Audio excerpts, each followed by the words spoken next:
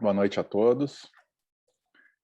A gente está dando um tempinho, esperando mais um minutinho aqui. O pessoal está entrando. E, primeiramente, eu gostaria de agradecer a presença do Dr. Vinícius Lorandi, oncologista do Hospital Mãe de Deus, do Centro de HPB do Hospital Mãe de Deus, Dr. Leonardo Galastri, radiologista e intervencionista do Hospital Albert Einstein.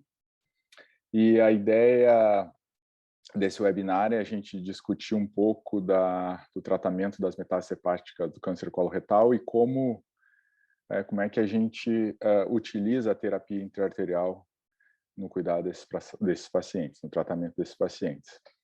Então, primeiro, o doutor Vinícius Lorandi vai começar falando sobre o racional da quimioterapia intra-arterial, o que tem de evidências científicas, evidências atuais, e vai falar de como utiliza, como pensar na terapia intra-arterial. Depois, Leonardo Galastri vai falar sobre a técnica da colocação do porte percutâneo, e eu termino falando sobre a infusão através de punções seriadas, e a gente vai discutir baseado em alguns casos. Então, Dr. Vinícius, boa noite. Boa noite a todos. Então, quando quiseres, pode iniciar, tá? Vocês já estão vendo minha tela? Sim. Deixa eu só arrumar aqui para... Então, boa noite, o Eduardo já me apresentou, eu sou Vinícius Lorandi, oncologista clínico em Porto Alegre, e eu gostaria de agradecer muito ao convite, a oportunidade de estar aqui hoje para conversar um pouco com vocês sobre a nossa experiência com o uso de quimioterapia intra-arterial em pacientes especificamente com metas hepáticas de carcinoma coloretal. Eu coloco aqui os 3 nomes, o Eduardo já mencionou primeiramente, que fazem parte do grupo do HPB do Hospital Mãe de Deus. E, na verdade, então, para iniciar, a gente precisa se perguntar o porquê se preocupar com neoplasia coloretal, por que isso é um problema, né? Com esses dados fica bem simples de a gente entender por quê. Só nos Estados Unidos, em 2021, a gente teve pelo menos 150 mil casos, são estimados agora para esse ano, novos de câncer coloretal, sendo que pouco mais de 50 mil pessoas irão falecer por causa desta doença. E vejam que a sobrevida global relativa à doença em 5 anos de uma pessoa com um diagnóstico de doença localizada beira os 90%. Mas quando a gente vai pegar os dados de pacientes com doença à distância, né, e aqui no nosso caso com metástases hepáticas, a gente chega a no máximo 14%, 15% de pacientes vivos em 5 anos. E, felizmente, a incidência de novos casos vem caindo desde meados da década de 70 aqui. A gente tem nesse gráfico até 2016 uma quantidade que a gente vê uma incidência que vem em queda tanto de novos casos quanto de mortes, tá? Pelo menos é o que é o indicado aqui por esse gráfico dos dados americanos do CIR. Mas, já no Brasil, alguns autores têm mostrado o oposto, né? E aqui cabem várias discussões do porquê, né? Será que o nosso país é diferente ou será porque a gente talvez agora tenha mais acesso à informação, a gente consiga fazer mais diagnóstico, a gente consiga guardar mais essas informações. Então, nesse paper aqui que eu estou mostrando para vocês, existe até uma taxa de 7% de aumento, de incremento anual de tanto de mortalidade quanto em casos novos no Brasil, né? O que de fato está acontecendo é uma mudança de padrão. Antes, uma doença de idosos, vejam aqui por esses dados, especialmente em homens aqui, entre 20 a 49 anos, nos últimos anos, a gente vê que o câncer coloretal é o tipo mais comum de câncer em homens nesta faixa de idade. E também o mais mortal entre os homens, tá? E certamente, então, isso está contribuindo para uma mudança de padrão, e é por isso que eu acho que eu estou colocando esses dados justamente para a gente ver a problemática e por que a gente precisa explorar novos caminhos e tentar novas alternativas de tratamento. Para resumir, então, os números que a gente viu até agora, né, cerca de 1/4 dos pacientes já se apresentam com doença hepática ou metastática, perdão, ao diagnóstico. E dos outros 70 a 75 que se apresentaram com doença inicial regional, mais 1/4 desses vão desenvolver doença metastática ao longo do curso. Então, para resumir, mais ou menos 50% dos pacientes vão ter doença hepática relacionada a câncer coloretal ao longo do curso das suas vidas. Como oncologista, né, eu trouxe esses dados, até o Medronha me pediu para colocar isso, porque a gente está falando agora para um público de radiologistas intervencionistas, né? Então, como é que o oncologista inicia o planejamento do tratamento de um paciente com câncer coloretal? Tem diversas variáveis que entram nessa decisão, desde características do paciente, né? Tratamentos prévios, performance, as atitudes do paciente, o que ele espera, a idade.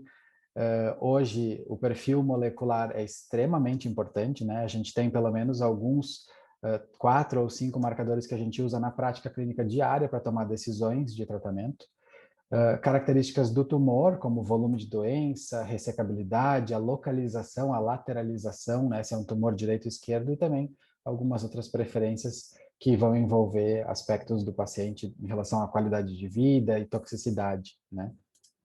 Então, aqui, sobre o perfil molecular, não é para dar uma aula de cólon, é só para mostrar para vocês mais ou menos as porcentagens dos pacientes que têm câncer de cólon e que a gente pesquisa isso no dia a dia, né?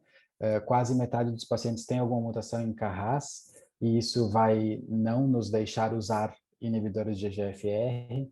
Mutações em BRAF, hoje bastante falado, né? A presença de instabilidade de microsatélites, que recentemente no Brasil a gente tem uma aprovação de imunoterapia para esses pacientes, a amplificação de HER2, a mutação de PIK3CA, enfim, são diversos os perfis moleculares que a gente já conhece em câncer coloretal. E de maneira nenhuma tem a intenção de esgotar um algoritmo aqui de tratamento de câncer coloretal metastático, mas para vocês verem que de acordo com a característica molecular aqui, ó, mutação de BRAF, selvagem ou presente, RAS mutado ou não, presença de instabilidade de microsatélites, fusões de M-TRK, amplificações de HER2, a gente vai ter as melhores opções em primeira linha, segunda linha e terceira linha. Então, isso só foi, na verdade, para exemplificar por que o trabalho por trás de uma quimioterapia intra-arterial ele precisa e deve ser feito com uma equipe multidisciplinar, porque de fato são diversas variáveis que a gente precisa levar. Então, por que infusão arterial hepática de quimioterapia? Acho que vocês sabem, talvez até um pouco mais do que eu, que o fígado é geralmente o primeiro sítio, né, acometido e um dos principais por doença coloretal. E, normalmente, qual é o racional por trás da intra-arterial? É que, na verdade, as metástases hepáticas, né, quase que todas, né, são alimentadas pela artéria hepática e o parênquima normal do fígado pela veia porta. Isso é uma coisa básica, mas precisa ser lembrada e é um motivo pelo qual a gente vai ver porque intra-arterial funciona bem. E também porque, fazendo isso, a gente consegue atingir altas concentrações de droga no tumor. As principais drogas usadas em terapias intra-arteriais são a fluoxuridina, que a gente não tem disponível no Brasil, tá? O 5-fluoracil, que é um parente do FUDR, da fluoxuridina, e a oxaliplatina. A extração hepática da fluoxuridina, vocês vejam, é excelente, né? Ela aumenta 100 a 400 vezes a extração hepática em comparação se eu fizesse ela endovenosa.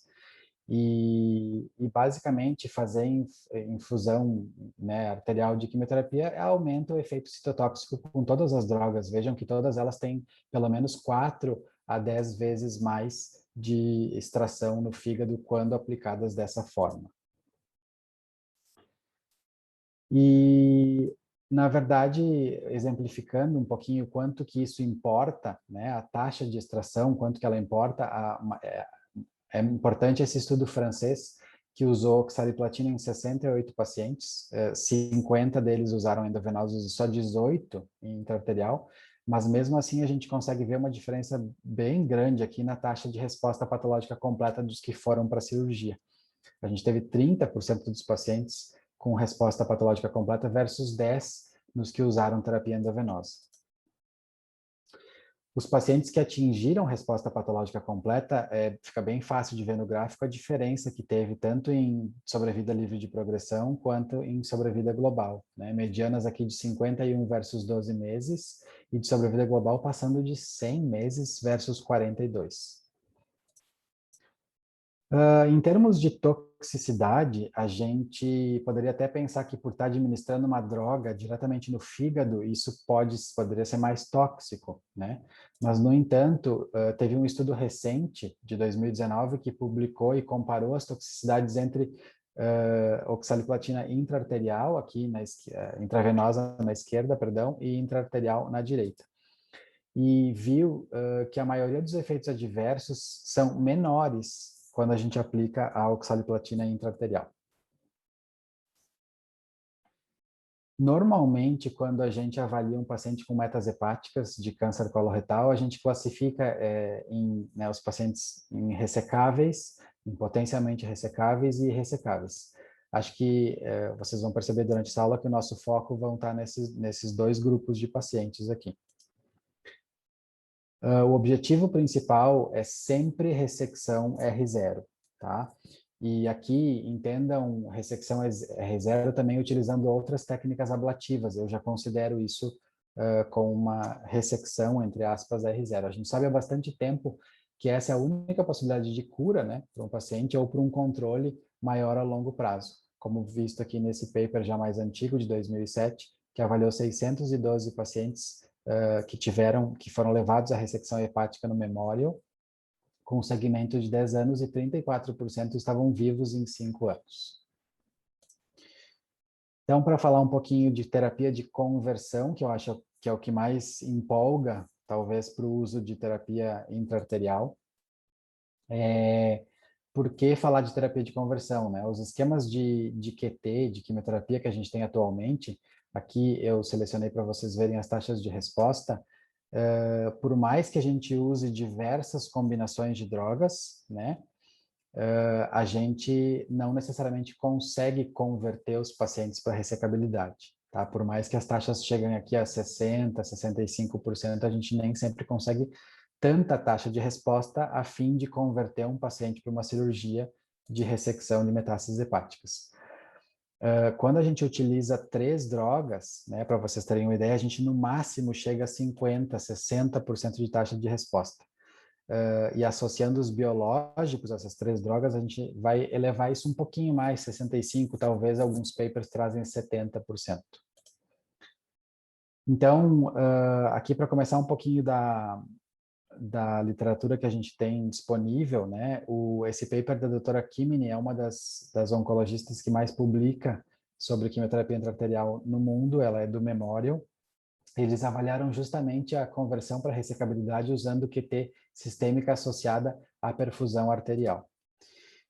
E o estudo ele teve 49 pacientes, todos eles com metas hepáticas de coloretal irressecáveis. E aqui é um detalhe importante: os trabalhos americanos, para quem for ler, vai achar muito mais trabalho americano, ou quase que exclusivamente, na verdade, o uso de fluoxuridina, que é uma droga que eles têm bastante experiência e tem disponível, a gente não tem.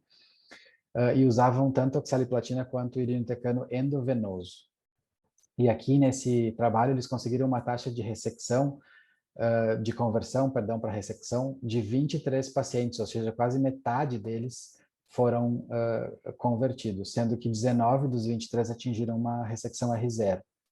E eles conseguiram mostrar que teve aumento de sobrevida, né, mesmo quando nos pacientes que foi ofertado isso em primeira linha, atingindo uma mediana de 51 meses para um paciente metastático de câncer coloretal. Esse outro trabalho multicêntrico de fase 2, ele envolveu 8 centros e 35 pacientes em primeira linha, tá?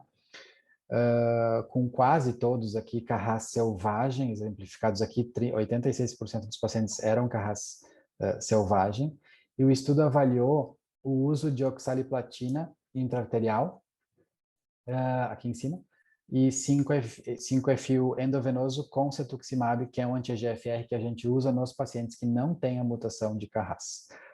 E ele viu uma taxa de resposta nos pacientes que não tinham mutação na ordem de 96%. A gente tem muitos poucos tratamentos em oncologia que atingem tamanha taxa de resposta. E a ressecção ocorreu em 66% dos pacientes em geral, mas se a gente olha os pacientes selvagens, né, que não têm a mutação, a gente vê que 74% atingiram uma ressecção hepática. Aqui é apenas uma imagem para demonstrar a quantidade de doença desse paciente e depois da exposição ao tratamento que conseguiu ressecção. Esse outro estudo, ele usou uma estratégia bastante interessante, é uma estratégia neoadjuvante. Ele pegou pacientes que eram ressecáveis do início e tinham uma metastasectomia hepática prevista. E se deu, então, para um grupo quimioterapia intraarterial antes da cirurgia e para o outro simplesmente cirurgia e QT adjuvante, como seria o padrão hoje. E o desfecho principal do estudo foi avaliar a sobrevida livre de recorrência. Vejam que a sobrevida livre de progressão em 5 anos foi de 75% no grupo que recebeu intraarterial versus 61% no grupo que recebeu terapia convencional. Aqui as curvas mostram claramente esse benefício. Esse outro paper mais antigo, japonês, ele usou 5-fluoracil intraarterial e FOLFOX endovenoso versus FOLFOX exclusivamente por via endovenosa. E a taxa de resposta desse trabalho foi de 85% no grupo intraarterial versus 35% no grupo controle. Chama bastante atenção essa diferença. E isso vai se somando os papers e trabalhos que a gente tem publicados mostrando a eficácia e o potencial desse tratamento. Esse outro trabalho é um trabalho francês que mostrou também aumento de sobrevida dos pacientes que eram classificados inicialmente como irressecáveis e que foram expostos à oxaliplatina intraarterial. A taxa de conversão para cirurgia nesse estudo foi de 24%, e nos pacientes que conseguiram operar, vejam, a diferença de sobrevida global é bastante favorável ao grupo que recebeu intraarterial. Se alguém quiser interromper ou fazer um comentário, Madrona, fica bem à vontade, viu? A ideia não é ser uma coisa muito formal. Não, tranquilo. Esse outro paper também francês, eu gosto bastante. Ele foi publicado na ASCO de 2010 e ele avaliou 35 pacientes apenas exclusivamente em primeira linha. Eles usaram oxaliplatina intraarterial e também usaram a estratégia de um anti-EGFR, aqui o cetuximab, associado ao 5-fluoracil endovenoso. E conseguiram mostrar uma taxa de resposta de 92%, sendo que quase 2/3 dos pacientes foram levados à ressecção hepática.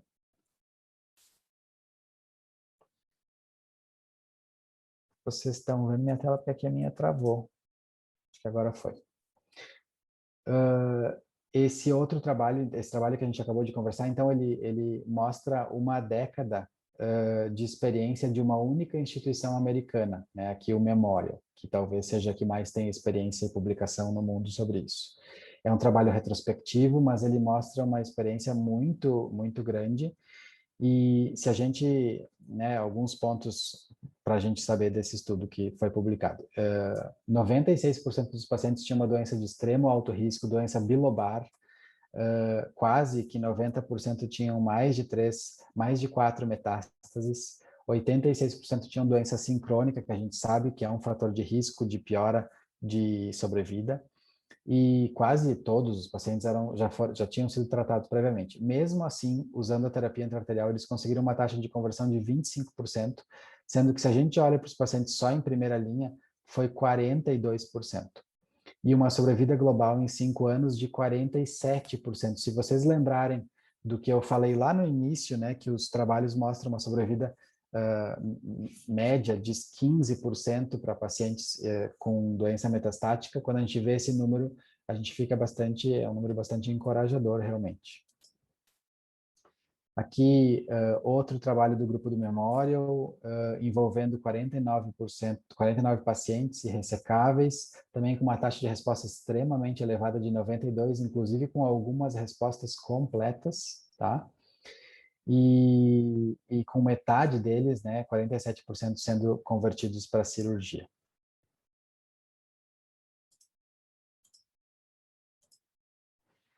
E esse paper aqui é um paper multicêntrico, ele merece muita atenção, tá? É o estudo OptLive, ele foi desenhado justamente para tentar a conversão, ele foi desenhado com esse intuito, tentar a conversão para ressecabilidade de pacientes com metas hepáticas de câncer coloretal. Ele envolveu 64 pacientes, tá? Metade deles praticamente não tinham recebido nenhuma terapia prévia e o restante tinha sido previamente tratado. E o endpoint primário foi aumentar a taxa de hepatectomia R0 para 30% dos pacientes tratados. E esse estudo ele foi bastante ousado no esquema que ele usou de quimioterapia. Tá? Se vocês forem olhar aqui, as drogas usadas de forma intraarterial foram irinotecano, oxaliplatina e 5-FU, todas elas por via intraarterial. Só ficou endovenoso o cetuximab. Então, para quem já está um pouco familiarizado com os protocolos de quimioterapia, que eles usaram FOLFOXIRI associado com o cetuximab, que é a nossa, talvez, terapia que a gente mais tem a taxa de resposta possível hoje no tratamento disponível para câncer coloretal metastático.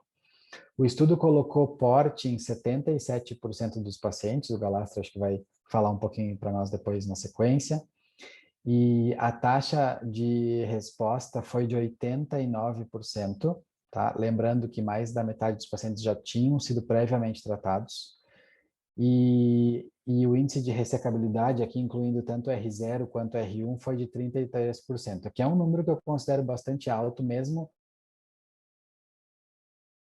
de resposta, porque a gente tinha pacientes previamente tratados nesse trabalho. Aqui, só para mostrar as imagens de um paciente de 33 anos do estudo OptLive, que na época da publicação em 2016 já estava livre de doença há 4 anos e meio, como vocês veem nessa imagem H aqui.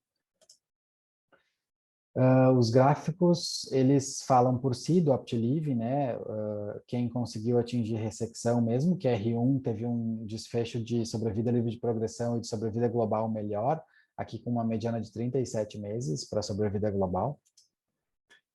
E aqui é só uma lista para quem quiser depois explorar mais em casa e ler um pouco mais dos trials randomizados para conversão de pacientes usando intraarterial. Esse slide eu coloquei, é uma atualização de 10 anos que a doutora Patel apresentou agora na ASCO de 2021, mostrando uma taxa de pacientes vivos em 10 anos de 41% versus 27% em favor de quem recebeu terapia intraarterial. A gente está falando de 40% de pacientes vivos em 10 anos. Eu estou repetindo isso porque isso não é uma coisa que a gente tem em literatura usando outras. Claro que vejam que 27 já é um número melhor do que a gente tinha antigamente, isso se deve às terapias mais modernas, associação de biológicos, ressecções melhores, né? Enfim, mais diagnóstico, mas de fato 41% é um número expressivo. E a conversão para ressecabilidade de metas hepáticas tratadas com QT intraarterial é uma real possibilidade, como vocês viram em diversos trabalhos que a gente falou até agora. O tratamento padrão combinado entre QT citotóxico e droga-alvo usualmente converte apenas 10% dos pacientes. E todos os papers que a gente vê em intraarterial pelo menos falam em dobrar esse número, tá? Em relação à terapia paliativa de resgate, para terminar rapidinho, a gente tem essa meta-análise da Cochrane, que foi publicada lá em 2009 e teve 10 trials avaliados, especificamente para ver a taxa de resposta. Vejam que todas elas favorecem o uso de intraarterial quando a gente avalia taxas de resposta.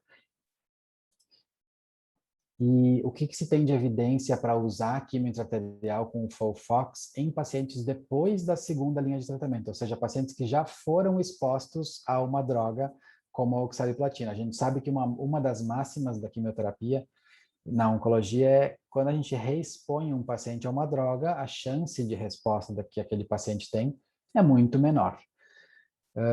E esse paper, que foi publicado em 2008 ainda pelo grupo francês, se eu não me engano, mostrou então 44 pacientes com uma taxa de resposta de 62% de taxa de resposta objetiva, tá?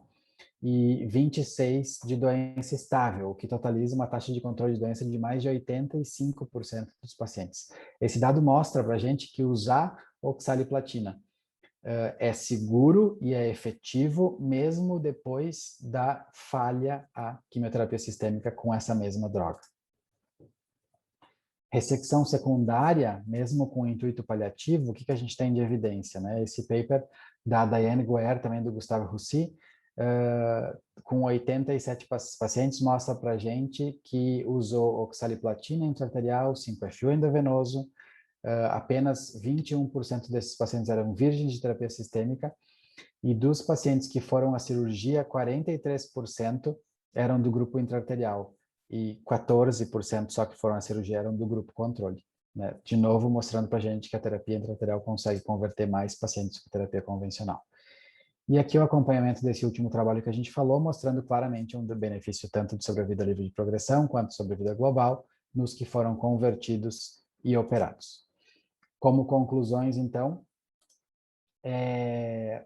a fluoxuridina, né, o FU-DR e a 5-FU, ambas são drogas da classe das fluorpirimidinas, têm um benefício em sobrevida global, embora modesto. Eles colocam aqui, a maior parte dos autores, se houver, porque vejam que os papers são muito heterogêneos, a gente não tem grandes, né, papers, não tem muita coisa randomizada, mas parece haver um benefício de sobrevida global. A terapia intraarterial hepática consegue atingir bom controle loco-regional de tumores hepáticos, especialmente de câncer coloretal. Tem dados em outras doenças, aqui a gente focou em câncer de cólon e reto. A oxaliplatina é factível e é tolerável, mais do que a FU-DR, especialmente eu diria no nosso país, por não termos acesso à droga. O combo, entre aspas, intensificado de intraarterial com endovenoso pode atingir taxas de resposta maiores que 80% e taxas de controle de doença em torno de 100%. Nos pacientes com doença hepática inicialmente ressecável e submetidos à cirurgia com intuito curativo, parece haver evidência de aumento de sobrevida com intraarterial combinada QT sistêmica moderna, mesmo depois de falha a terapia com QT sistêmica. A conversão para ressecabilidade pode chegar a quase 75% dos pacientes. E um calcanhar de Aquiles, talvez eu diria disso, é que a QT intraarterial ainda persiste com um jeitão meio experimental. Não sei se vocês sabem, mas existe um consórcio, na verdade um consórcio que nasceu americano, de vários centros que usam terapia intraarterial, mas que agora recebe alguns centros internacionais, tá? Aqui listados na Europa e no México. E, na verdade, a gente tem, eu botei essa apresentação do nosso núcleo, né, no nosso hospital que a gente criou, o NUT, o Núcleo de Terapias Intrahepáticas, que é justamente para a gente discutir esses casos em conjunto e tentar tomar a melhor decisão possível. Logo, contando para vocês em primeira mão, vocês vão ver o NUT também figurando aqui nos consórcio internacional de intraarterial hepática que existe. Então, eu fico à disposição para discutir o caso de vocês em conjunto nos nossos tumor boards. O Medronha também, com certeza, vai ficar super feliz se isso acontecer. Então, por isso, muito obrigado e seguimos na discussão aí. Muito obrigado, Vinícius. Excelente apresentação. A gente vê que é uma terapia que já é utilizada há alguns anos, na verdade, e eu acho que é muito pouco discutida ainda. A gente vê uma taxa de resposta bastante importante, alguns estudos demonstrando aumento de sobrevida e aumento de conversão. Só que essa terapia ainda é muito pouco discutida na nossa prática clínica.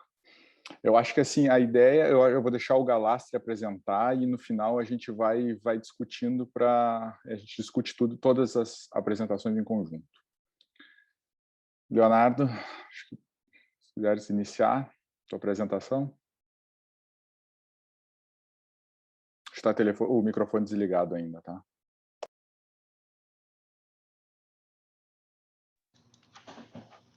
Boa noite a todos, vocês me ouvem? Sim, estamos escutando agora. Minha tela está visível aí? Sim, sim. Ok. Bom, primeiro eu preciso agradecer à Sociedade Brasileira de Radiologia Intervencionista e Cirurgia Endovascular pelo convite para estarmos aqui nessa noite discutindo essa terapia que tanto nos traz entusiasmo. Obrigado, Eduardo, pelo convite.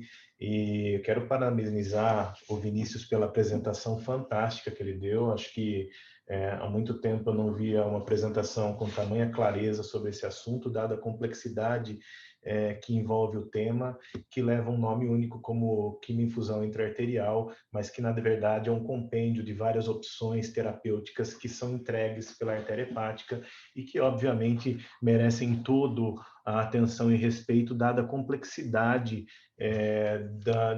de como a gente encara as lesões do câncer coloretal hoje em dia e a heterogeneidade tanto biomolecular, e isso tudo veio para ajudar, né, para trazer uma ferramenta a mais na hora de oferecer o tratamento aos nossos pacientes. Ficou a mim a cargo de conversar sobre os passos técnicos para implante do portocat intraarterial. Esse é um procedimento que a gente também gosta bastante de executar. E eu queria iniciar a apresentação falando sobre o racional do procedimento, né, da entrega da droga intraarterial. Já o Vinícius já esgotou praticamente esse assunto, mas basicamente vou repetir o fato de que a entrega intraarterial ela consegue trazer concentrações da droga infinitamente superiores à concentração da mesma droga quando administrada de maneira sistêmica, e tanto o FUDR, como também bem dito pelo Vinícius, amplamente utilizado nos Estados Unidos e que a gente não tem aqui no Brasil, embora a gente tenha feito alguns esforços para a importação da droga nesses últimos tempos e temos tido algum aceno positivo.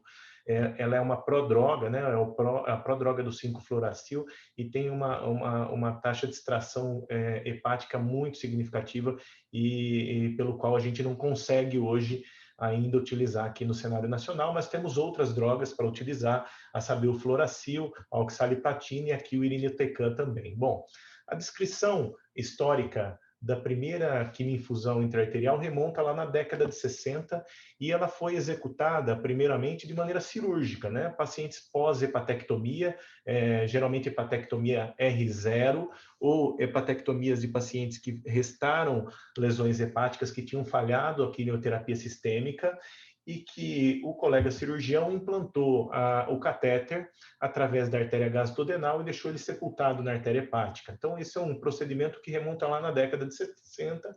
E o implante percutâneo do porte, aqui exemplificado numa figura do grupo francês, do Debaere,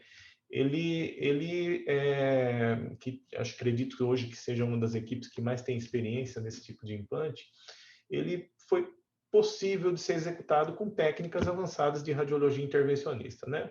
Então, a opção percutânea é uma opção que gostamos de executar, mas também sempre temos a opção de implantar o catéter, e gostamos muito de implantar o catéter via artéria braquial para aqueles pacientes em que a gente tem uma percepção de que o volume de doença hepática acaba já passando das nossas mãos e a gente ainda assim, junto com o oncologista, junto com a intenção do paciente, é de tentar algo mais a despeito dele ter falhado nas terapias sistêmicas. E aí, lembro novamente o Vinícius ter dito que, embora os pacientes possam ter falhado a uma droga na terapia sistêmica, a entrega por via transarterial às vezes nos surpreende e traz resposta. Então, este método de implante percutâneo, ele nos traz alguns benefícios. Obviamente, ele é um procedimento mais simples, mas ele também te limita em relação ao tempo de execução do procedimento. E aqui eu trago um exemplo claro disso, são alguns regimes heterogêneos de quimioterapia. Então, veja nessa linha horizontal do canto superior da tela, mostra o esquema da quimioterapia intraarterial e intravenosa deste grupo francês, que utilizou FUDR e dexametasona associada a leucovorin e fluoracil sistêmico, né? Então, esses pacientes, eles receberam de maneira concomitante, nos primeiros 14 dias, a terapia sistêmica e intraarterial, com 5 dias de infusão contínua, né? E folgava no 6º e no 7º dia. E na segunda semana também folgava no 6º e no 7º dia, 15 dias de pausa infundindo no porte heparina mais solução salina, e depois repetia isso por 4 ciclos. Esse é um esquema bastante duradouro, né, da utilização do porte. Veja, ninguém imaginaria a gente só implantar um catéter aqui, deixar o catéter por todos esses dias infundindo. A gente teria que ter um dispositivo totalmente implantável aqui para utilizar essa terapia. E aqui embaixo, nessa linha horizontal, um outro esquema de quimioterapia intraarterial, no qual um grupo do Memorial Slow Kettner acabou usando somente a oxaliplatina intraarterial com infusão em 2 horas, né? Como um bolus de 2 horas. Então, ele funcionava, injetava a droga e depois de 2 horas tirava o catéter, associado, obviamente, à quimioterapia. 95% desses pacientes já tinham recebido quimioterapia. Temos que lembrar que 20% desses pacientes não tinham recebido oxali, e isso acaba gerando uma confusão, porque a gente não sabe se a resposta devido à infusão da oxali intraarterial foi porque ele não tinha sido exposto, ou foi porque a oxali, ou porque foi exposto intraarterial. Então, a gente não sabe se, obviamente, a resposta foi devido ao catéter intraarterial, né? O que a gente tem é que, no estudo de baixo, a gente tem uma sobrevida de 3 meses em média, um PFS de 6 meses, e no de cima, uma sobrevida global de 24 meses média, né? No meio dessas 2 terapias, a gente tem sem números de esquemas de quimioinfusão intraarterial. O Vinícius bem disse, e aí, obviamente, o OptiLive Trial, que foi bem dito aí, do esquema de utilizar o irinotecan, oxaliplatina e 5-FU intraarterial, mais cetuximab sistêmico, é um dos que figuram hoje em dia como um dos bastantes promissores para a gente utilizar. Eu quero, então, hoje começar a apresentação falando do passo a passo desse procedimento de implantar o catéter. E aí, para a gente começar a falar sobre isso, temos que fazer uma avaliação preliminar dos sítios de acesso que vamos elencar para acessar a artéria hepática. Basicamente, são 2 os acessos mais utilizados: a artéria axilar esquerda e a artéria femoral. Temos que lembrar que a artéria axilar esquerda, ela não origina, mas obviamente a artéria que precede ela, que é a subclave, origina a artéria vertebral esquerda. Então, num cenário em que a gente tem um fluxo reverso na vertebral direita, quer dizer, nós temos algum problema amontante na vertebral, ou esse polígono não é competente, essa vertebral direita é ruim, é extremamente dependente da vertebral esquerda, ou nós temos algum problema no tronco bracocefálico direito. Então, nesses cenários, a gente acaba não elencando a axilar esquerda como primeira opção, né? Nós não vamos usar a artéria e transpassar pela subclávia, sendo que a maior responsabilidade de perfusão do cerebelo e da fossa posterior é aí da vertebral esquerda, né? Em que pese que o calibre dos portocates hoje que a gente utiliza são bem menores do que antigamente, mas foi relatado já isquemia vértebro-basilar em situações inadvertidas durante o procedimento, tá? Então, a gente toma esse cuidado de fazer uma avaliação pré-operatória, um Doppler e, se necessário, uma angiografia da vertebral direita para saber se ela está lavando ao contrário ou se não, né? Uma vez que a axilar esquerda não é uma opção, a gente tem a opção da femoral esquerda, e a femoral esquerda a gente tem que lembrar que tem uma incidência crescente com as décadas de vida da doença arterial periférica, e que é uma doença multissegmentar, acomete também os membros inferiores, e obviamente você tem um implante de um catéter num cinto de mobilidade bastante frequente, como a femoral, é algo que não nos deixa em uma situação muito agradável. Para qualquer uma das duas opções, nós temos também que fazer uma avaliação rigorosa do tronco celíaco e das artérias viscerais. Por quê? Porque não é infrequente as lesões ostiais e do tronco celíaco, e isso é muito bem visto com o exame axial de imagem, quer seja uma tomografia ou uma angiorressonância. E temos que lembrar que a estenose do tronco celíaco, ela de causa aterosclerótica, ela é a mais frequente, embora a gente tenha os ligamentos arqueados aí, que temos que tomar atenção também, que limitaria o implante do catéter no tronco celíaco e na artéria hepática, isso se limitaria o procedimento, tá? Então, essa é uma avaliação preliminar que deve ser feita em todos os casos. Segundo passo seria uma punção guiada.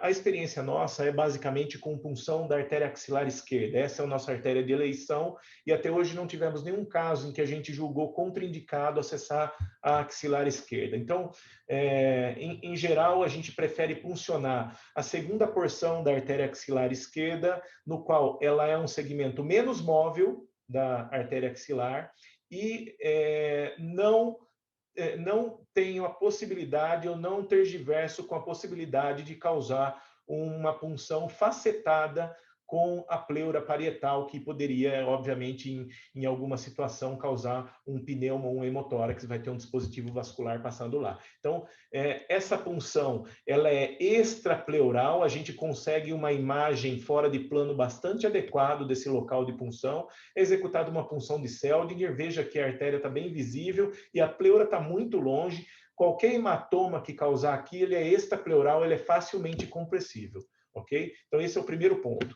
Passando no passo consecutivo, a avaliação da anatomia vascular é fundamental. E aqui eu trago um caso já, que é um desafio, né? Um caso desafio. No caso, é um caso nosso, que a artéria hepática direita é originária da artéria mesentérica superior, né? Então, nós puncionamos, além de ter puncionado a artéria a artéria axilar esquerda, puncionamos também o sítio femoral, é obrigatória a punção femoral, aqui pela técnica que fazemos, a gente punciona o sítio femoral, coloca o introdutor 5F, e aí veja a angiografia mostrando a artéria hepática direita, ramo da mesentérica superior. Para esse tipo de situação, a gente faz um cateterismo seletivo da artéria hepática direita e uma embolização troncular da artéria hepática direita. Por que fazemos essa embolização troncular? Quanto mais proximal, melhor, né? Para que a gente possa, num passo seguinte, avaliar a redistribuição intrahepática do fluxo. Então, veja que embolizamos a artéria hepática direita via femoral e aí viemos com um catéter via axilar, cateterizamos um catéter MP 4F pelo tronco celíaco, a injeção no tronco celíaco, mostrando a artéria hepática esquerda, uma artéria do segmento 4 vicariante e um shunt artéria arterial no segmento 4/8, perfundindo ao mesmo tempo a artéria hepática direita que a gente acabou de ocluir pelo ramo da mesentérica superior. Então, veja que a avaliação do Oshin, mostrando a perfusão da artéria hepática direita ao mesmo tempo que a artéria hepática esquerda, ela é fundamental para a gente entender se vai ter uma distribuição, uma fase parenquimatosa homogênea por todo o fígado, né? Temos que ver o Oshin e também o washout. Veja aqui que a artéria hepática esquerda já está lavando e a direita também está lavando, né? Então, no washout, a gente tem um retardo do esvaziamento da artéria hepática direita, mas isso não prejudica a pressão de perfusão da artéria hepática direita. Então, é possível, mesmo nos casos de variação anatômica como esse, executar um implante do Portocat. Ele dá um pouquinho mais de trabalho, mas é possível. Bom, embolizou a hepática direita, fizemos uma angiografia, o shunt arterial está ok, o Oshin e o washout. Vamos agora objetivar o estudo da gastroduodenal, é o quarto ponto a ser estudado. E aí, nós vamos dividir a artéria gastroduodenal em 3 porções. O primeiro terço nós chamamos de zona de ancoramento. Por quê? Porque nós vamos ancorar o nosso Portocat nessa região. E a segunda e a terceira porção nós chamamos de zona de embolização. Eu preciso ocluir essa gasoduodenal para que o fluxo do quimioterápico não se perca pela circulação duodenal, né? Então, fazemos como? Pela cateterização da artéria axilar, chegamos no tronco celíaco e vamos implantar um catéter ou na gastroepiploica direita ou na gastroepiploica esquerda e posicionar um fio guia 0014 extra stiff em qualquer um dos dois. A gente prefere na gastroepiploica esquerda, porque ela é mais longa e eu vou ter um maior suporte de fio guia dentro da gastroepiploica. Jogo ele lá no fundo da gastroepiploica, esse fio guia 014 que vem lá da artéria axilar, e deixo esse fio guia lá, ok? Nesse caso em especial, não foi possível cateterizar, fez um espasmo da gastroepiploica da esquerda, a gente acabou deixando a gastroepiploica da direita, dá para visibilizar ele aqui, né? Bom, uma vez que a gente posicionou esse fio guia, esquecemos ele lá e voltamos, né? Voltamos com o catéter de cobra dentro do tronco celíaco, fazemos angiografia e vamos embolizar a gasoduodenal. Veja aqui que a gasoduodenal, o terço distal, a zona de embolização, os 2 terços distais estão embolizadas aqui, que foi embolizada pelo tronco celíaco com um microcatéter nessa região. Bom, embolizado a gastroduodenal nessa região, com mola, que a gente usou uma mola de liberação controlada 480, nós recuamos e retiramos o catéter do tronco celíaco. O catéter de cobra a gente retira dali e deixamos o tronco celíaco livre para a navegação do catéter de Portocati, tá? Então, entramos com ele lá, embolizamos a gasoduodenal, retiramos ele e o fio guia 0014 está passado lá na gastroepiploica da direita, tá? Bom, na sequência, nós vamos navegar com o Portocati desde o sítio da artéria axilar até ele chegar na zona de ancoramento no primeiro terço da gastroduodenal, do jeito que a gente disse inicialmente, né? Antes de fazer isso, nós fazemos uma fenestra lateral, em média a 2 centímetros da origem, aqui está em preto, uma fenestra lateral nesse catéter de Portocati, porque o quimioterápico vai sair pela via lateral e não pela ponta, né? Então a ponta vai estar sepultada na mola. E todo o fluxo do catéter de Portocati vai sair pela fenestra lateral. Onde eu faço esse fuso, essa fenestra? Depende da extensão da minha gasoduodenal e do quanto de catéter de Portocati eu vou sepultar dentro desse lugar. Bom, uma vez que eu levei esse Portocati pelo fio guia V14, que está lá na gastroepiploica da direita, eu mantenho o fio lá dentro, mantenho o catéter lá e fazemos aqui um passo consecutivo. Veja aqui um esquema em aumento da fenestra lateral, como que fica isso no paciente. O porte que a gente prefere utilizar é um porte de poliuretano. Nós não gostamos de porte de silicone porque ele sanfona muito na via de entrada no próprio pillowway, né? Então a gente corre esse porte pelo pillowway e ele acaba sanfonando muito na artéria axilar e na subclávia. O de poliuretano não, ele vai mais liso e ele navega super bem nesse fio guia 014. Bom, uma vez que a gente vai fazer esse delivery do catéter, você tem que fazer isso com muita calma, com muita tranquilidade, porque ele não progride como um catéter pelo fio guia, ele progride lentamente, né? E vai chegando no fim desse trânsito, né? Chega próximo da entrada do tronco celíaco, você tem algumas tortuosidades. Então, para isso, você precisa manipular um pouco esse fio V14. Às vezes, você precisa trazer ele um pouco para trás, né?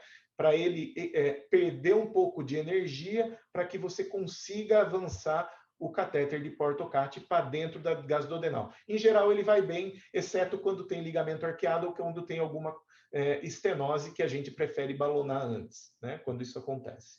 Bom, uma vez que a gente levou o catéter de Portocati lá dentro, nós voltamos com o catéter de cobra e com o microcatéter dentro, em paralelo do Portocati, né? Aquele que vem pela via femoral. Então, entramos lá novamente. E aqui veja, pessoal, que o próximo passo é fixar o catéter na artéria. Então, nós entramos com um microcatéter em paralelo naquele terço proximal da gastroduodenal que não tinha mola. mola só tem nos 2/3 inferiores, e colocamos ali, em média, 0,3 ml de ônix. É o suficiente para fixar o catéter em paralelo e não ocluir a artéria hepática. Tá? Ele fixa ali o catéter de Portocati. O ônix é um polímero não adesivo, mas ele faz bem essa função de fixar o porte ali na gasoduodenal. Uma vez que a gente faz isso, o passo seguinte é retirar o fio 0,14 que está vindo e que serviu de guia para levar o Portocati. Só por último passo, a gente remove o fio guia 0,14. Então, veja a energia acumulada aqui. Aqui o fio guia 0,14 ainda está dentro do Portocati. Veja que a angulação está bem tênue. E quando a gente tira o fio guia do Portocati, veja como a angulação ela se faz. Né? Então, aí tem a angulação, a fenestra lateral, a cola que está aqui, desculpa, a cola não, o ônix que está aqui, fazendo a fixação do catéter. Esse é um outro caso nosso também, né? Aqui do Centro de Medicina Intervencionista. E aí tiramos o fio guia 0,14 com muita calma, e o aspecto final do implante do Portocati, são 2 casos nossos aqui. Esse daqui, veja o porte, a gente faz uma curva bem longa e fixamos ele no tórax anterior do paciente. Então, você fica com um porte intravenoso, e pode fazer o esquema do cetuximab aí, intravenoso, e o porte intraarterial, que fica aqui, escondemos ele dentro do subcutâneo e fica nesse esquema. Existem outras técnicas para sepultar a ponta do catéter. A gente julga essa, que é uma variante dessas 3 aqui, não é nenhuma dessas 3 o que a gente prefere fazer. Nós preferimos a nossa, dado que não oclui nenhum ramo da artéria hepática e não fica com ponta livre dentro da gastroepiploica e, obviamente, também não deixa a ponta do catéter livre dentro da artéria hepática comum. A gente prefere essa que a gente denominou a vocês aí, né? As situações de desafio são situações de variação anatômica. Eu acabei de mostrar um caso que é exclusivamente igual a esse, né? Que esse aqui não é um caso meu, mas aquele anterior da artéria mesentérica superior originando à direita, em que o colega embolizou a artéria hepática direita para redistribuir fluxo. E há outras situações também que a gástrica esquerda dá a hepática esquerda, e é possível da gente embolizar a conexão da gástrica esquerda com a hepática esquerda e fazer a mesma redistribuição de fluxo.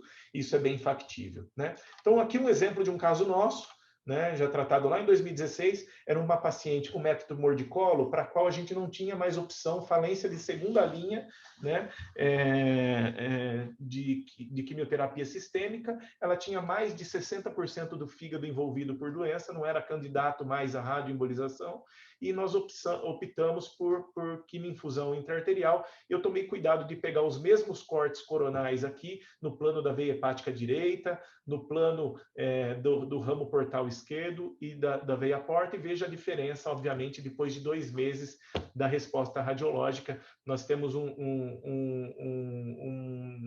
uma resposta bastante satisfatória nesse tipo de situação. Quais são os cuidados de pós-implante do porte? Primeiro, toda vez que o paciente volta para fazer uma quimioinfusão, eu preciso me certificar que esse porte está pérvio e que a ponta dele não migrou. Então, a migração da ponta do porte é uma complicação possível, a oclusão também. Até em porte venoso tem oclusão, no intraarterial, que é mais longo, tem também. Então, podemos fazer essa avaliação de 3 maneiras. Primeiro, com uma angiografia com 10 ml de contraste pelo porte, é possível fazer. Uma tomografia computadorizada também injetando pelo porte, é possível fazer. Ou injetando tecnésio, se você não quer fazer um exame radiológico com contraste iodado, você pode injetar tecnésio pelo porte e saber se está perfundindo todo o fígado de maneira homogênea ou algum órgão não alvo, né? Isso é possível. As oclusões do catéter no primeiro ano são em torno de 12%, e a gente é preciso reintervir em até 36% dos catéteres. Nós já tivemos oclusão aqui que conseguimos reabitar a perfusão arterial hepática com fibrinólise intraarterial. Fizemos esse esquema aqui e o sucesso foi imediato, a gente pôde continuar utilizando o catéter. Os estudos mostram uma taxa de sucesso de 66% em reperfusir os catéteres que foram ocluídos, né? Como mensagem para casa, pessoal, eu gostaria de dizer que implantar o catéter de Portocati talvez eu meio que ressignifiquei o procedimento mais complexo para mim da radiologia intervencionista. Então, obviamente, a gente sempre escuta que o TIPS é o procedimento mais complexo da radiologia intervencionista. Entretanto, isso caiu por terra na minha cabeça há um bom tempo. TIPS inúmeros colegas fazem sozinho, com muita habilidade, com experiência. Esse é um procedimento que ninguém faz sozinho. Esse é um procedimento que exige equipe. Não tem como fazer esse procedimento em menos de 1h50, 2 horas. Você precisa de uma equipe bastante afinada, de pelo menos 2 ou 3 intervencionistas, porque são passos acima, passos abaixo, e é bastante complexo o procedimento. Entretanto, são passos, né? Não tem nada assim de absurdo que é feito. São procedimentos que a gente faz pontualmente várias vezes durante a nossa vida, mas que dentro de um mesmo procedimento acaba se juntando no porte intraarterial. A associação das equipes com a oncologia é fundamental, dado que colocar o catéter de Portocat ou colocar o catéter na artéria hepática é o menor dos desafios para o paciente, dado que a escolha da melhor quimioterapia, do melhor esquema para aquele paciente de maneira personalizada é o fundamental para que você não tenha uma frustração com esse tratamento. E, obviamente, implantar o porte tem um custo, dado que você exige aí de 1 a 4 horas dentro de uma suíte vascular, de 4 a 6 molas, um Portocat, e tem uma reintervenção considerável. Então, isso eu queria deixar de mensagem. Outra coisa importantíssima da prática é que, quando um passo do Portocat sai errado, você tem que começar do zero. Tivemos casos aí que eu estive com colegas muito experientes e que a gente ficou para implantar o porte quase 6 horas para implantar esse porte. Graças a Deus deu certo e o paciente pôde usar, mas, obviamente, foi um procedimento bastante trabalhoso. E eu gostaria de terminar dizendo que designar um profissional certo para a tarefa correta parece ser diferente de somente escalar pessoas para tais atividades, né? Não é só escalar a pessoa para uma atividade ou outra. O intervencionista oncológico, como um expert, é um desafio ainda em construção, principalmente no cenário nacional, para qual a maioria das sociedades, inclusive europeia, americana, ainda não se mobilizou para reconhecer o intervencionista oncológico, né? A intervenção oncológica, ela terá maior envergadura na medida em que o intervencionista conseguir dar um passo em diante nessa especialidade, na especialidade geral, né, de radiologia intervencionista, no sentido de transitar livremente o conhecimento complexo da oncologia, a sua linguagem peculiar, obviamente, e a sua diretriz de pensamento. Então, elencar a pessoa certa para o local certo, obviamente, traz melhor resultado. E eu gostaria de terminar agradecendo as equipes que trabalham comigo, tanto no Einstein quanto no IBCC, em especial para o Dr. Felipe Nasser, que é um líder em especial. Ele me disse dessa especialidade, me direcionou para a intervenção oncológica lá em 2011, falou, vai por esse caminho, e obviamente eu direcionei meus esforços baseado na ideia de uma pessoa que estava acertando. Não me arrependo de forma nenhuma e eu tenho só que agradecê-lo, tanto a ele, quanto o Breno, quanto o Ricardo, e a todos que trabalham junto comigo. Então, eu agradeço, é isso que eu tinha para falar por hoje. Belíssima apresentação, Leonardo, parabéns. A gente vê a complexidade do implante do porte, mas ele é tecnicamente factível, como o Leonardo falou, desde que cumpramos os passos necessários para esse implante. Eu vou fazer a apresentação da nossa forma de utilizar a quimioinfusão e depois a gente discute. Então, depois a gente faz a discussão. Acho que vai ficar mais interessante. Vocês estão vendo a minha apresentação? Sim. Então, tá. Bom, então, meu nome é Eduardo Medronha, sou radiologista intervencionista em Porto Alegre, trabalho no Hospital Mãe de Deus, na equipe Intervir. Como eu faço? Então, primeiramente, como a gente já falou, é de extrema importância uma equipe multidisciplinar com a participação de oncologista, cirurgião oncológico, e principalmente centrado por um oncologista quando utilizamos esse tipo de terapia. Todos os pacientes devem ter a indicação discutida e a intenção da terapia, se é uma terapia de controle ou de resgate, de conversão, uma terapia adjuvante que com isso vai ser indicado o melhor esquema terapêutico para esse tipo, para o paciente, que sempre deve ser personalizado. Existem duas formas de infusão mais descritas na literatura. Uma que utiliza uma bomba de infusão, na verdade, que permite que o paciente vá para casa, porque ela consegue pressurizar essa infusão, e a infusão de fluoxeridine por 15 dias, como já foi falado pelo Vinícius e pelo Leonardo, que essa bomba é colocada de forma cirúrgica, normalmente no mesmo tempo da ressecção do tumor primário ou das metástases, através de uma arteriografia da artéria gastrodenal e fixação com pontos. Ou então o porte percutâneo, como o Leonardo já falou, pode ser utilizado a punção tanto da artéria femoral como a artéria axilar. E como também já foi falado, existem algumas complicações, principalmente em relação à permeabilidade desse porte. Aqui é um trabalho interessante do pessoal do grupo francês, do Gustave Roussy, que avaliou a permeabilidade do porte colocado de forma percutânea quanto de forma cirúrgica, em dois grupos, com N semelhante, e ele viu que a permeabilidade primária foi 4,8 sessões, tanto num quanto no outro grupo. No entanto, a permeabilidade secundária foi bem maior no grupo percutâneo, que permite a reintervenção quando a mobilização ou oclusão do catéter.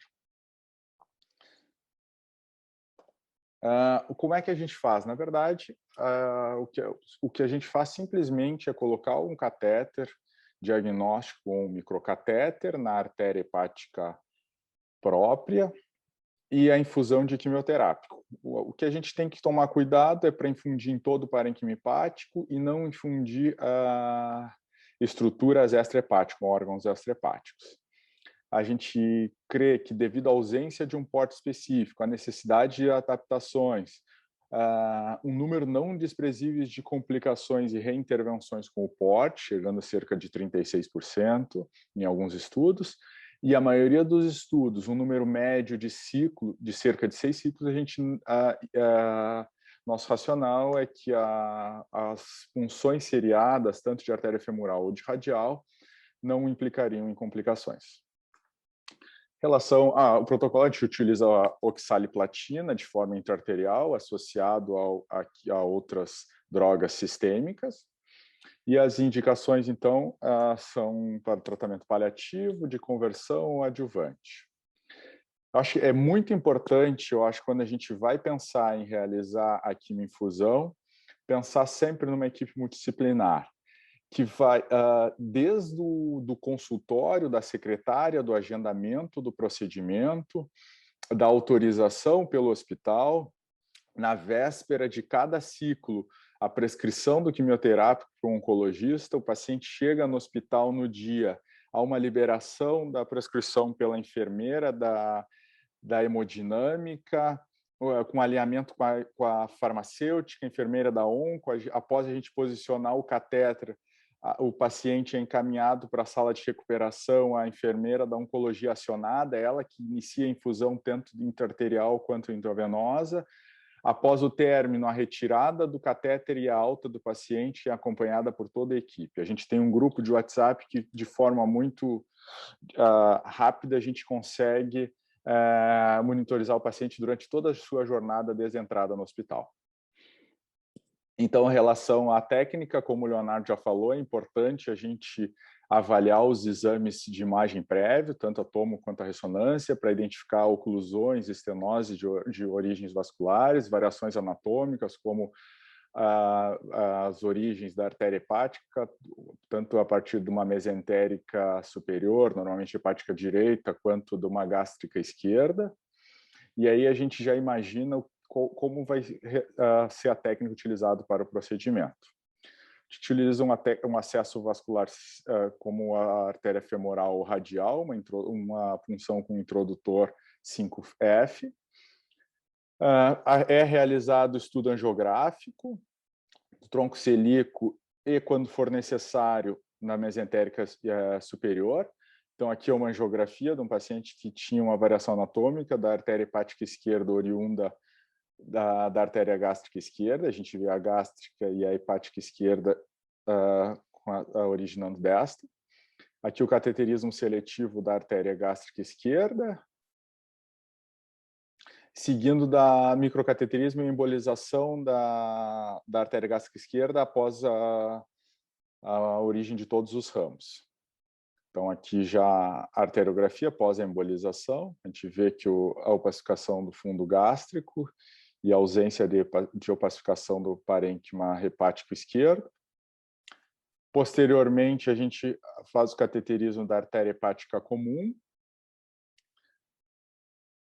a embolização da gastroduodenal. O porquê que a gente emboliza a gastroduodenal? Como esse porte não está fixado, esse catéter não está fixado, esse paciente é mobilizado para infusão na sala de recuperação. Muitas vezes, quando a origem da hepática esquerda é muito próxima à gastroduodenal, é necessária a embolização pelo risco de infusão do quimioterápico na artéria gastroduodenal. Aqui, após a embolização da gastroduodenal, posicionamento do catéter na hepática própria e já a recirculação intrahepática do fluxo com reopacificação da artéria hepática esquerda,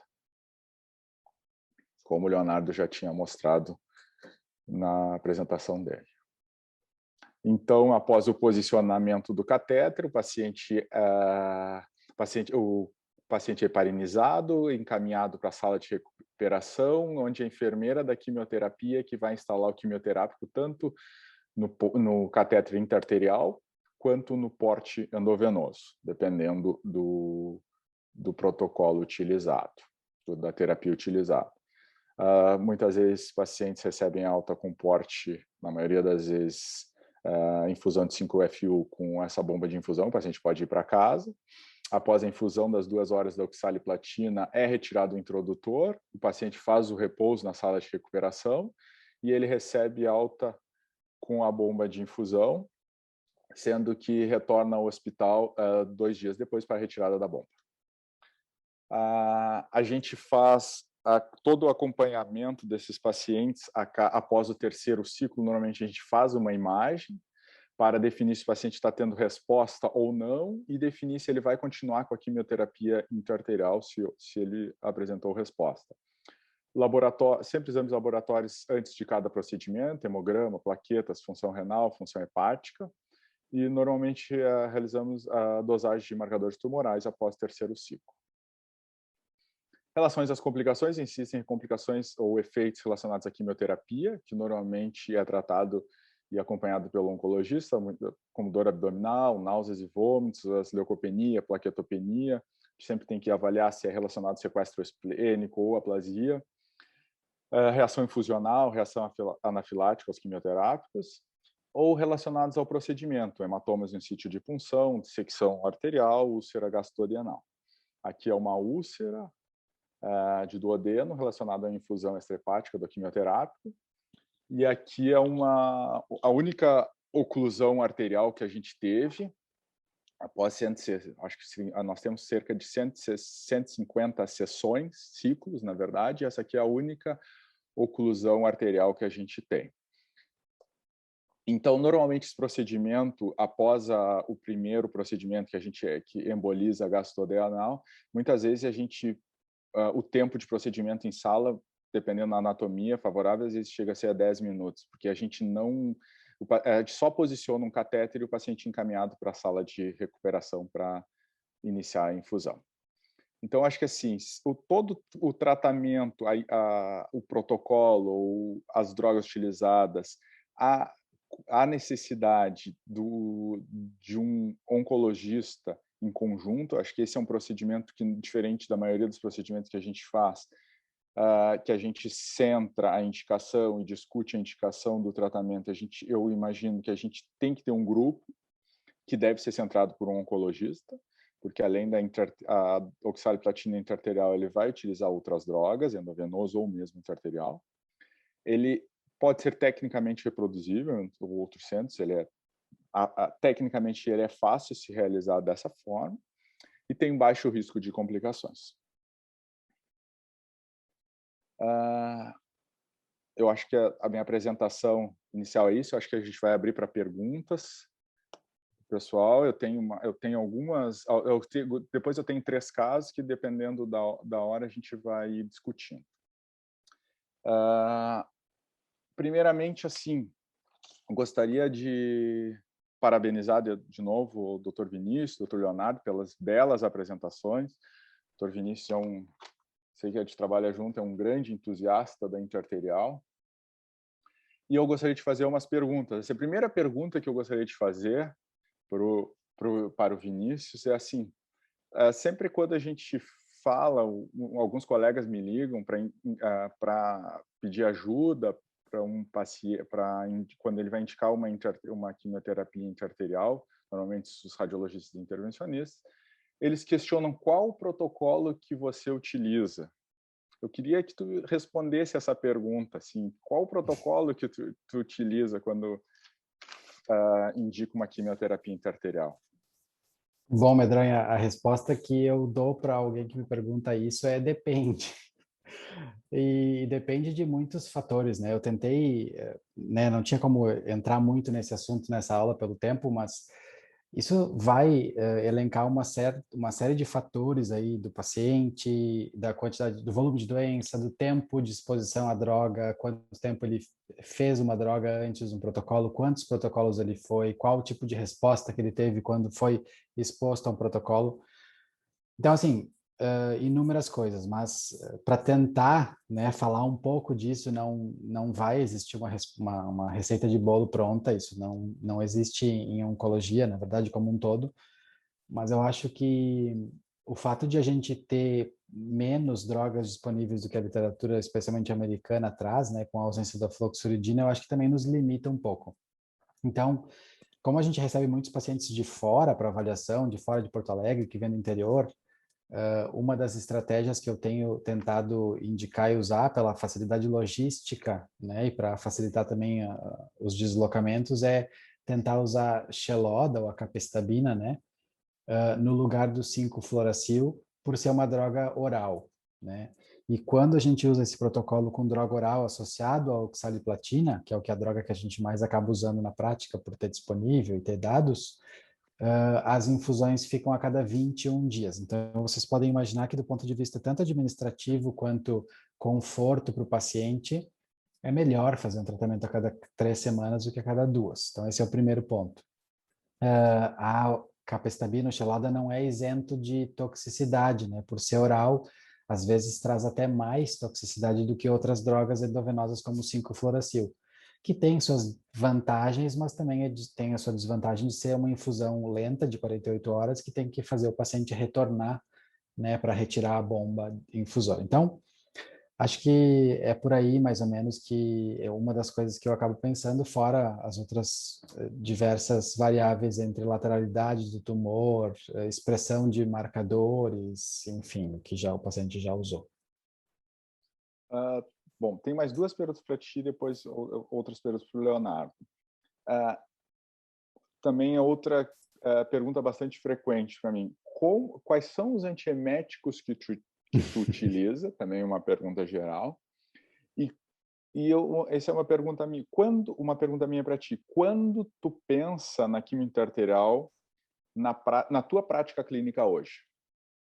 Tá, primeira pergunta, então, dos antieméticos. Existe um protocolo bem definido para uso de antiemético na oncologia, tá? A gente tem uma lista de drogas e o risco de emetogenicidade de cada uma delas. E os protocolos a gente já, por prática, acaba decorando isso, sabe de cabeça, senão tem uma tabela que tu pode checar se tu esquecer. Então, na imensa maioria das vezes, a gente usa protocolos como FOLFOX ou Shellox, né? Tanto com 5-fluoracil endovenoso quanto via oral.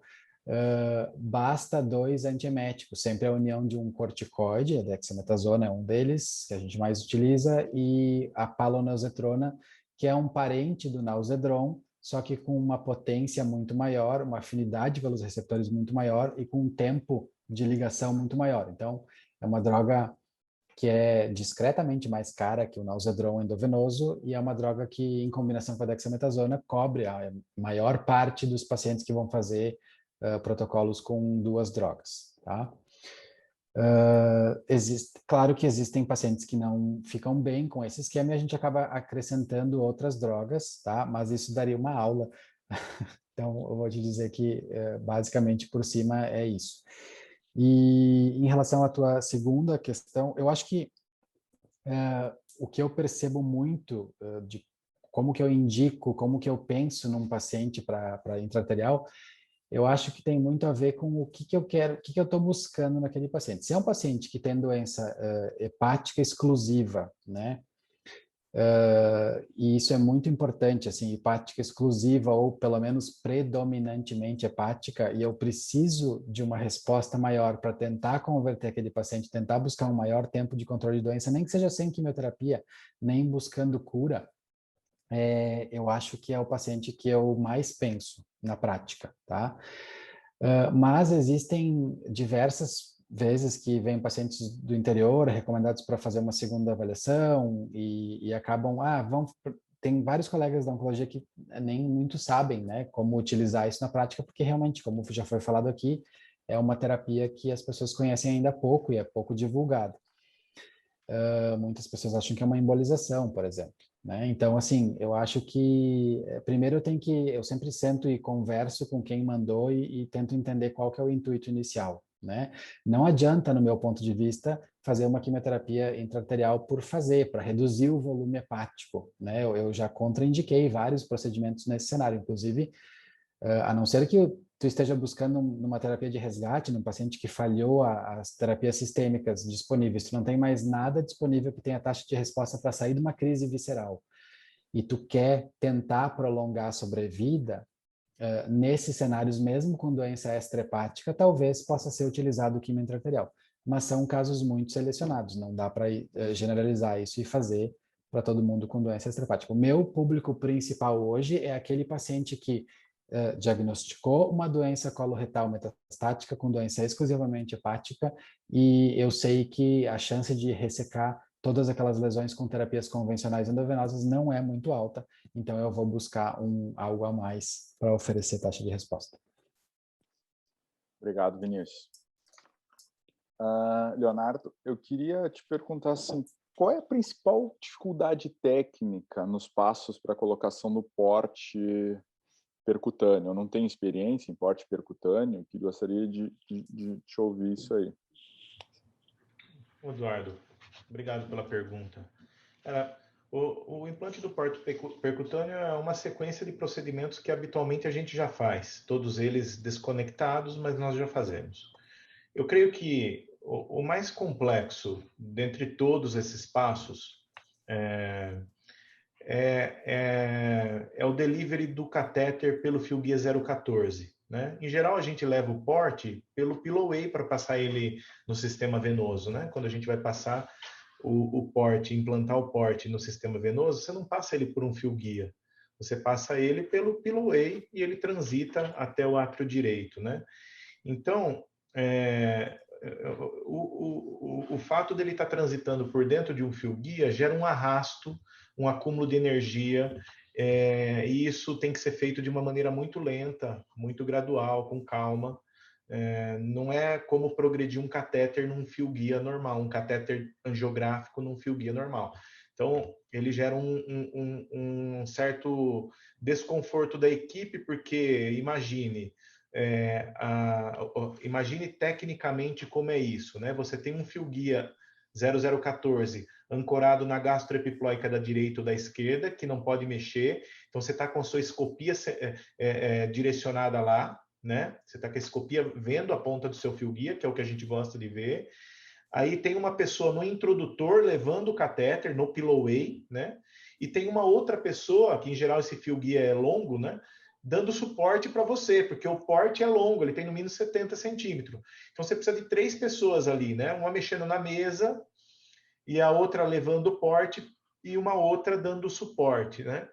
Na medida que você vai levando o porte, como o fluxo arterial é pressurizado, você tem um refluxo de sangue entre o lúmen do catéter e do 0,14. Então, fica saindo um pouco de sangue ali, ele vai gotejando o sangue. Então, pode causar uma certa ansiedade. Mas, na medida em que você progride e mais catéter corre pelo fio guia, menos sangue volta. Quanto mais adiantado está o seu catéter, menos sangue volta e você tem uma situação cada vez mais segura. E aí, chegando com o catéter próximo do tronco celíaco, parece que ele dá uma dificultada em transitar de maneira anterógrada. Então, é o momento de você começar a puxar o seu fio guia para tentar diminuir a energia que tem no trajeto, né? Você retifica isso puxando o fio guia. E, à medida que você puxa o fio guia, automaticamente o catéter migra para frente.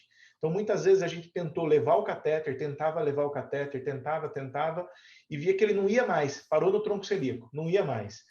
O que a gente faz para resolver isso é puxa o fio guia, o catéter automaticamente vai para dentro, por isso que ter um segmento bom de fio guia lá dentro parece ser a chave, né, o key point para que a gente consiga fazer o procedimento de maneira tranquila. Obviamente a gente vai pegando experiência na medida que vai colocando, né, mas acho que esse parece ser o passo mais complexo.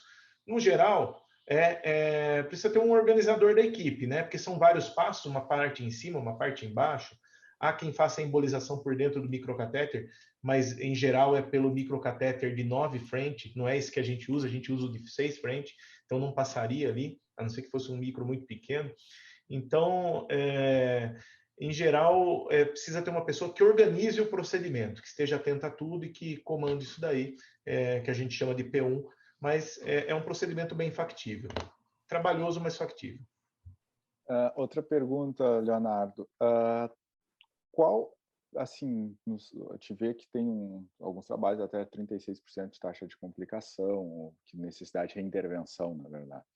Quais são as principais causas, assim, tu demonstrou ali uma oclusão que tu conseguiu resolver com fibrinolítico, além desse tipo de trombose do catéter, vamos dizer assim, que se resolve com fibrinolítico, outras complicações que tu necessário intervir, que tu teve que intervir para manter a previedade do catéter?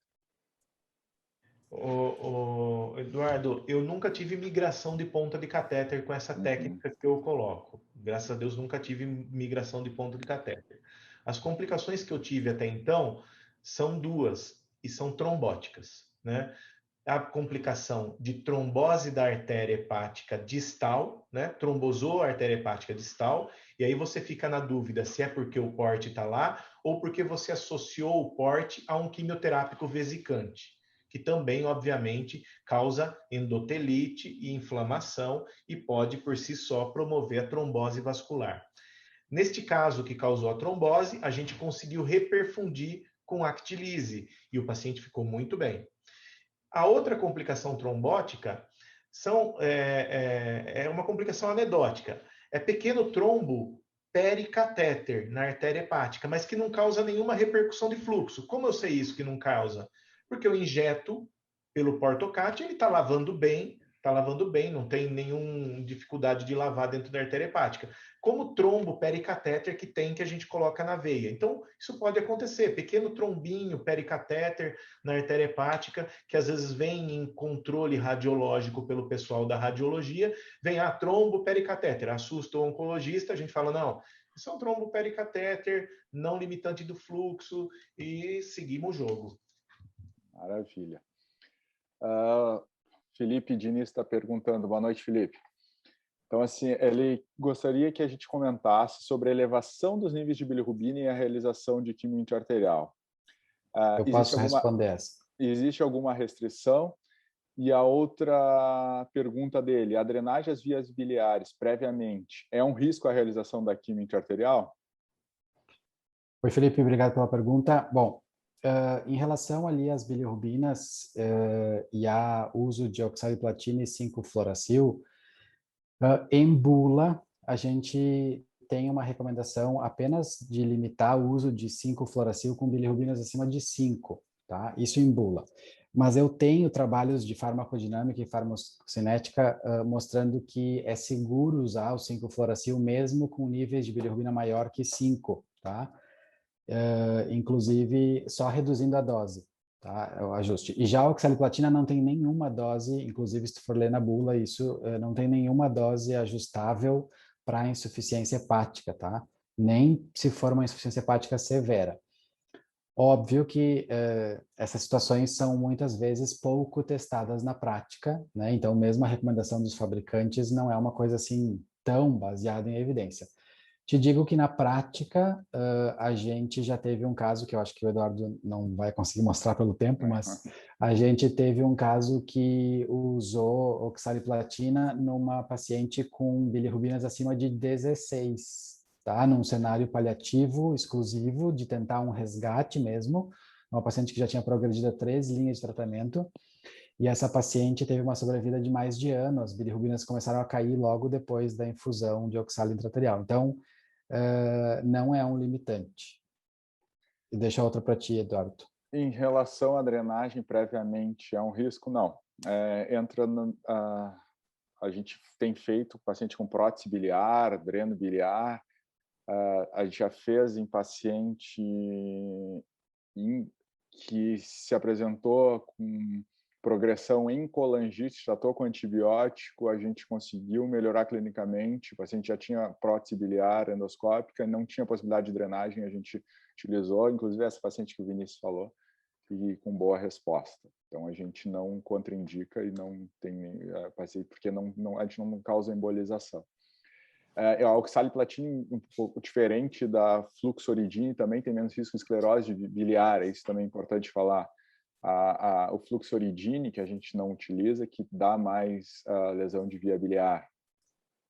Na verdade, eu pelo menos não tenho nenhuma experiência com fluoxoridina, mas a infusão de dexametasona contínua junto com a fluoxoridina é justamente para tentar diminuir essa toxicidade biliar.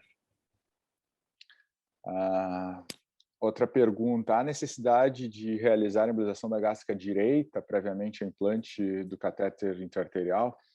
O que a gente faz, na verdade, quando utiliza, é todas as artérias extrahepáticas que a gente visualiza na angiografia e que são passíveis de cateterismo, a gente acaba embolizando se houver risco de infusão extrahepática, se a gente não tiver margem de segurança. Não sei o que o Leonardo acha disso, se quiser responder também. É a mesma coisa, não embolizo a gástrica direita de regra, uma vez que você tem uma artéria hepática própria longa, que o orifício lateral do catéter vai ficar distal, né? E isso não teria necessidade, né? Então, a não ser que a gástrica direita esteja saindo da origem da esquerda, e aí, obviamente, eu tenho que fechá-la.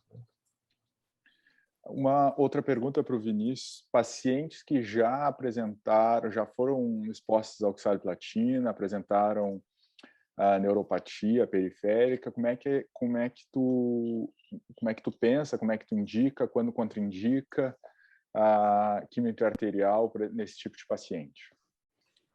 Bom, a gente sempre gradua a neuropatia, é uma coisa que acontece em virtualmente todos os pacientes que usam oxaliplatina, tá? E ela é uma toxicidade limitante. A gente sempre gradua isso, né, em toxicidade em graus 1 a 4.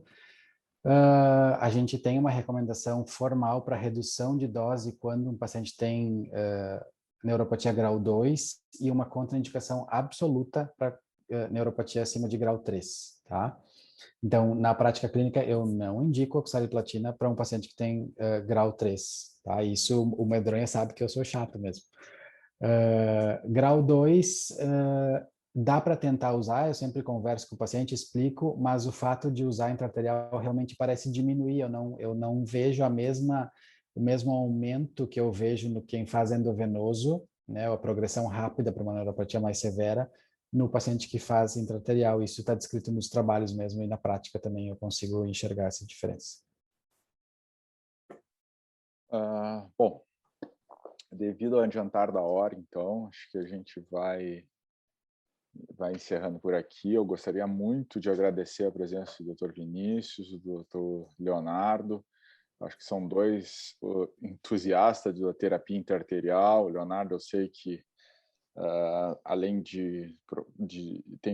já participei de curso, já fui conhecer o serviço dele lá em São Paulo, é espetacular. Ele utiliza interarterial para várias outras patologias, não só o tratamento das metástases coloretal. Eu acho que é talvez o principal intervencionista no Brasil hoje que utiliza esse tipo de terapia. O Dr. Vinícius já trabalha com a gente há uns anos, aí eu sei também do entusiasmo dele na interarterial. Eu que gostaria de agradecer também a presença de todos que estão nos assistindo. É isso aí, e deixar a mensagem que é uma terapia que eu acho que tem grande potencial no tratamento desses doentes, eu acho que tem grande benefício, é uma doença muito prevalente, e tudo que a gente viu, como o Vinícius falou em toda a revisão ali, a gente tem muito benefício, desde que se utilizada de maneira correta, com a participação de uma equipe multidisciplinar e uma decisão em conjunto.